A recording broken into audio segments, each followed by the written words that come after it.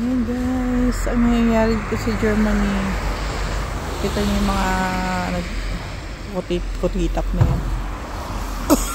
Binablock nila yung mga daanan. Ayan. Langoy pa. Ayan. Ayan o. Ayan sila o. Oh. Yung mga ang tawag dyan, bower, mga farmers. Yung mga farmers nag-strike sila. O, di ba ang mga farmers dito sa Germany nag-strike? Sa Philippines parang hindi. Hindi lang. Yung iba kasi, karamihan sa Philippines, hinayaan na lang na gano'n yung gagawin ng government sa atin. Kaya, ayun. Dito kasi, ang Germans kasi, talagang hindi sila pumapayag na nadadown sila. Talagang nakikipag laban yan sila. Ayan o, dito sa street namin o. Yan na, kaninang umaga pa yan. At, aabutin pa yan ng 1 linggo.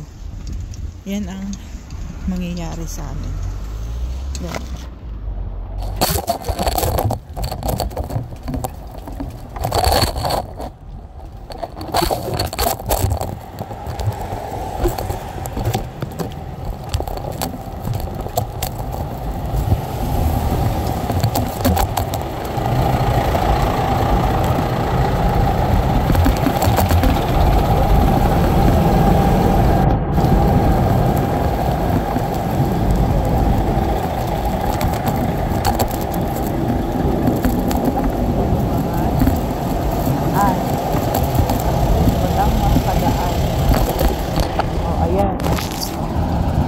Ginagawa nila, nag-ano sila, hinarangan nila yung daan talaga.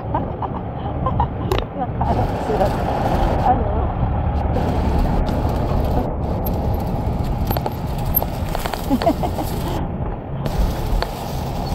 nakaupo po sila sa kalsada o upo sila doon. Nasa gitna sila ng kalsada, as in, ano ba yan, Bromer. So, ayan, sarado yung daanan sa amin.